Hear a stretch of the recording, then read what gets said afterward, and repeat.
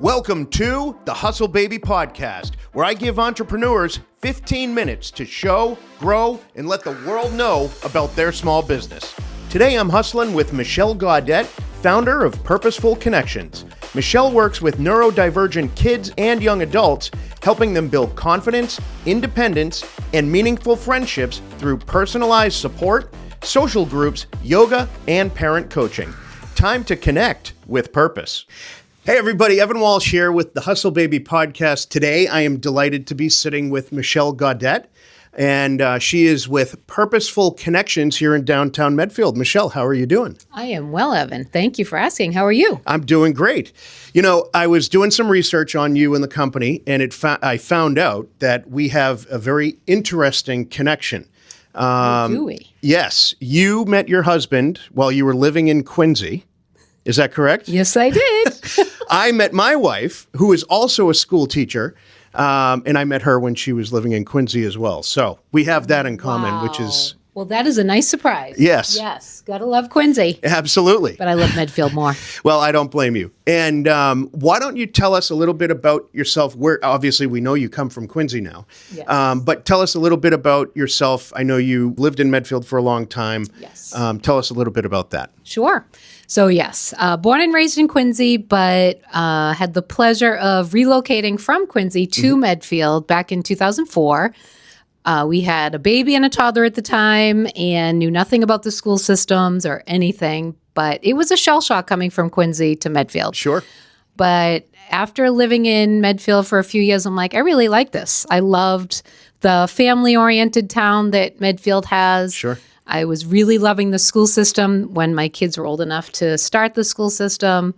Love Park Street Books, love Butterfly Tree, love everything about the town. Yeah. And you're actually a neighbor of Park Street Books. Yes, I am. And you brought someone with you today. Yes. So, yes, this is my little gnome that I made with my clients because we're literally, like Evan said, right next. UCC Church, where my office is right next to Park Street Books. Yeah, that's why I brought the little microphones on behalf the of the gnome. Yes, Yeah. yes. We don't want him to be left out. A lot of planning went into this.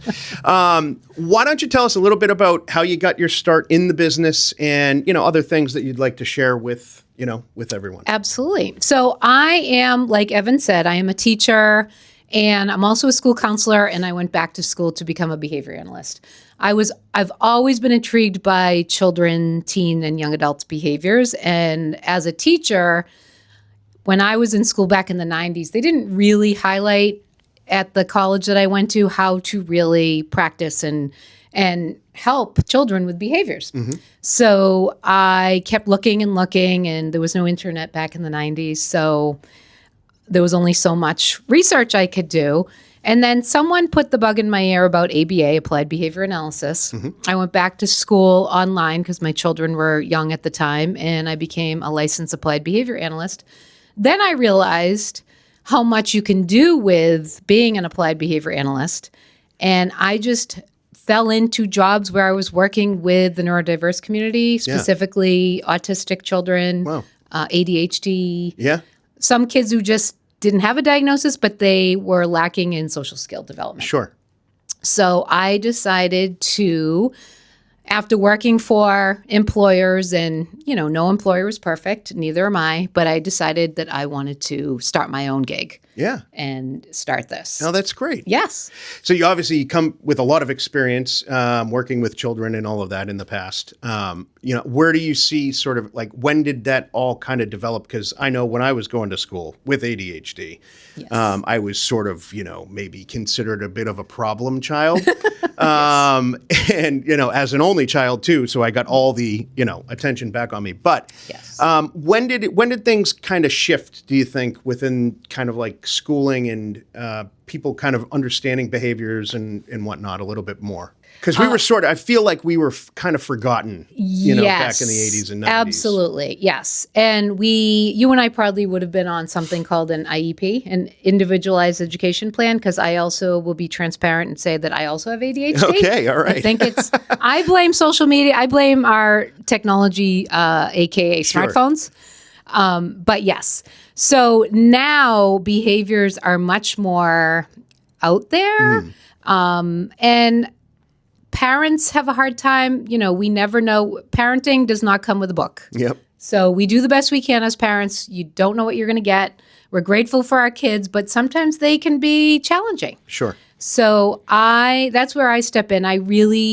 One of the services that I offer in addition to social skills groups is parent coaching. Mm-hmm. So if a parent is having a hard time with their child, teen, or young adult, I will, offer calls to parents. It's hard to meet in person when you have little kids, but we'll do like a Zoom at night after the kiddos go to bed. Yeah, that's great. And I'll just help. I'm not a perfect parent. I do have 2 boys, but there are strategies that I've learned in applied behavior analysis that you can use to be a better parent.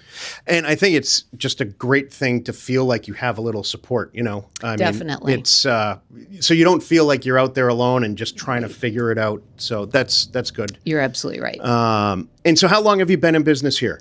So I've been in business here in Medfield for 2 years, and I just opened a practice in Newton. Oh, that's great. Yes. Congratulations. So a little expansion is always good. Expansion, but I love Medfield. Yeah. Yes. And what do you see as being sort of the biggest misconception in your industry? I think the biggest misconception is the fact that there is so much help out there for the neurodiverse community, but after pandemic and post-pandemic, there's so much in person. I truly believe in person. Sure. And that's why I only teach and facilitate in-person social groups and executive function coaching. I know that technology and being on Zoom is a lot easier for our neurodiverse kiddos, but it doesn't give them the challenge of being face-to-face with their peers. Sure. And learning things that they may not learn on the screen. Yeah. And if things get challenging, they can just hit end and go on with their day. You can't do that here in the office. Sure. Well, and I think just being here in person allows you to be more engaged. I know, absolutely. If I'm just staring at a screen, I'm going to get pretty bored pretty quick. Yes, so yes. And our groups are a lot of fun. We play games. We actually go out on community outings, especially I run a teen and young adult group on Saturdays. So that's where we painted the gnome. We went last week. Oh, that's awesome. Yes. Yeah. What are some of the other things that you guys do for your groups and whatnot in terms of activities and such? Sure. So we always, if a parent comes and calls me and says that their child would their child they feel would benefit from a social group, we will first of all talk about their strengths and then their weaknesses and what areas that the parent thinks their child is lacking in. Sure. And then I'll send them a very informal social skills assessment that they can fill out. Yeah. And then based on what the parent fills out, because the parent knows their child best, then myself or one of my staff members will come up with goals for the child. And based on those goals, we will make fun activities based on the goals. Like say they have a hard time with reciprocity, volley conversation, they'll say something that is of high interest to them, but they won't ask a question to their peer. It's like all about me. Is that a problem? Oh, sorry. Good to know. Groups. Good to know. Kidding. So how to really, talk about, you ask a question, or you say something, but then you get to know somebody else. And you might realize when you're in a group with someone that you have something in common. Sure. You both like cars. You both like to go to Park Street Books to paint pottery. Yeah. Things like that. I actually joined in on a group last night that was meeting here, and one of my speech language pathologists had a ball of yarn. And you think, what are you going to do with a ball of yarn? Yeah. She was making social connections so the kid would have the ball of yarn and say, oh, I really like trains. And then somebody be like, I like trains, and you'd throw the ball. Oh, that's cool. You should have seen the how it all weaves around. That's really neat. I like that. Just with the ball of yarn. You can do a lot of things. Sure. And then, of course, we play a game. Yeah. We always play games in our groups to make it, because we want it to be fun. So this is a fun place to be. This is a fun place. Yeah. I have to say. Oh, that's great. What are some of the challenges that you face? What would you say is sort of like the hardest thing that you have to deal with in your day-to-day as a business owner? I would say the hardest thing is I have always loved the in-person connections with the parents, with the clients or students. it's all that background business stuff that we all have to do as a business owner. The bookkeeping, the paperwork, the emails, Sure. the reaching out to new, prospective clients. Sure. It's all that. But Yeah. yeah. But it's all part of being a business owner, Well, right? it is. It is. And do you have any advice or things that you've done to kind of, help yourself along? Yes. Hire other people to do it. Okay, that's smart. Smart. Yep. So that I can continue to do what I love. Yeah, 'cause- spoken like a true business owner. What about, do you have, and this is kind of, it's not on the script, but do you have any highlight moments in your career here that kind of resonate with you? Yes. I could write a book on things that my clients are between like 6 to 25. So we work with a wide variety. So when I say kids, I'm talking about kids, teens, and young adults. But Sure. there's just the funny things that kids will say and do. So as I said, I run a social group here on Saturdays, and the kiddos are between the ages of, say, 17 and 22. Mm-hmm. And one particular kid that stands out to me, we're all a work in progress. He's a work in progress. He will leave to use the bathroom, and then we'll be in the midst of a conversation or a game, and he always has to announce that he's back from the bathroom. and I'm trying to teach, like, read the room. Like, if you were in a conference meeting or something, for real estate, you probably wouldn't come back and announce to your colleagues that you're back from the bathroom.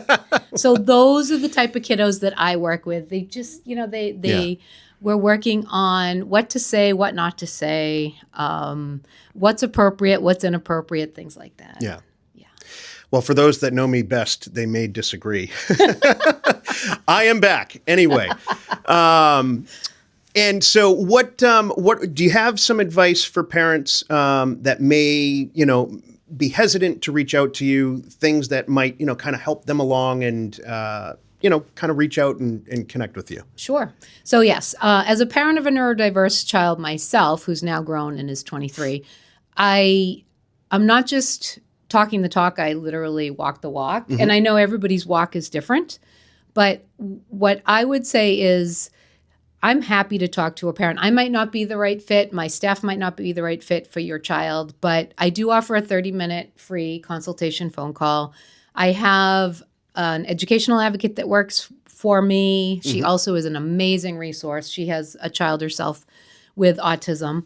I have a speech and language pathologist that works with me. Mm-hmm. I have a teacher, a special needs teacher who works in Newton that works with me. So I have quite the staff. So if I'm not the right fit, maybe one of my staff is. Sure. And even if I can just offer advice that maybe I did or didn't get, I did learn a few things as I was raising my sons. And just to help, it takes a village to raise a child, and it takes an even bigger village to raise a child who is neurodiverse. Mm-hmm. I think the coolest thing about entrepreneurs that I've learned, in being myself and then obviously meeting all these different people, is they all bring a tremendous amount of passion and love for what they do. And, it's pretty obvious that you do love what you do. And, I absolutely do. And that must be incredibly rewarding. So yes. And it is incredibly rewarding. And like I said earlier, it's nice to be able to pick and choose the parts of my business that I truly love and value. And that will always be working directly with the clients. Yeah. Where do you see yourself 5 years from now? You continue to grow or kind of more focus on what you have? I don't want to grow too big because I feel like when you grow too big, then the important pieces sometimes get missed. Sure. And I want to keep a solid business running. So Medfield will always be here. The United Church of Christ is so kind in letting me rent space from them. Yeah. And I don't think they're going anywhere. Yeah. So they decorated for Christmas. So they're going strong. Newton was it was a gift. It's a neuropsychological practice in Newton. The doctor who owns it I just asked if I could do adaptive yoga there. And she said, do you want to come, rent space? Any of you who know what a neuropsychological evaluation is, it's a written report by a neuropsychologist who will really really takes a big lens and really gets very in touch with who your child is, whether or not they have a diagnosis, and how to best help them. So they're recommendations that they write at the end of a report. My son had 3, so I know a lot about them. They usually will recommend executive function coaching, Yep. social skills, parent coaching. And that's where I come in. So she's like, why don't you just rent space here? Yeah. So I'm like, yeah, That's sure. great. That's wonderful. Yes. Tell us a little bit about the yoga element. So Tracy Buckley, any of you who know Tracy from here in Medfield, I took her 200-hour training, loved it. I was a student of hers at Medfield Yoga Studio for years and years when she first opened. She was able to stay strong during the pandemic virtually, and she did some in-person classes. And then yoga was working so well for me with my anxiety and just keeping focus, especially with the ADHD that I was just diagnosed with last year. Really? Mm-hmm. Wow. Yep. And so I thought, why not teach it? And I took a little bit more training. I took a 30-hour training with an organization. It's a nonprofit called Voice Colors Yoga, and it's specifically for autistic kids to teach with them to them. And it's a visual curriculum, so anyone can do yoga. Sure. But anyone who has some neurodevelopmental challenges can also do yoga because it takes out the talking that I love to do. Yeah. And it's more like, just look at this. We're going to do this pose. Sure. Any child who has like an auditory processing, language issues, it really helps them. What do you see as being the greatest benefit of yoga for those individuals?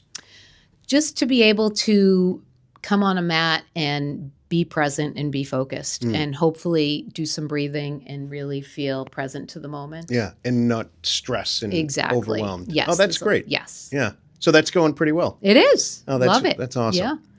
Yeah. We're coming towards the end now. Is there anything else that you'd like the people to know? Anything else that you'd like to share, talk about?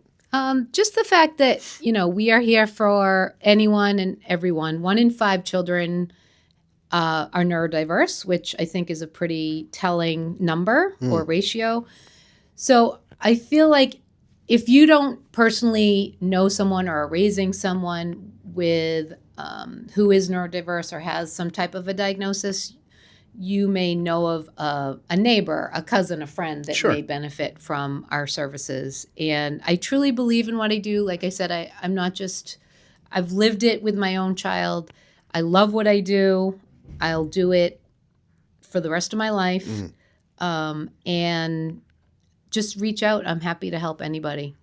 It's what I do. Yeah, well, that's great. And I'm sure, there's probably people out here watching that might be struggling. And I would encourage anyone who has a child, teen, or young adult that is neurodiverse, at least reach out, right? I mean, and just see where that leads them. And I really appreciate you giving me the time to meet with you and chat. And, I wish you the best of luck. Thank you so much, Evan. I appreciate this time with you. Very good. Great. Thank you so much. Bye, guys. Thank you.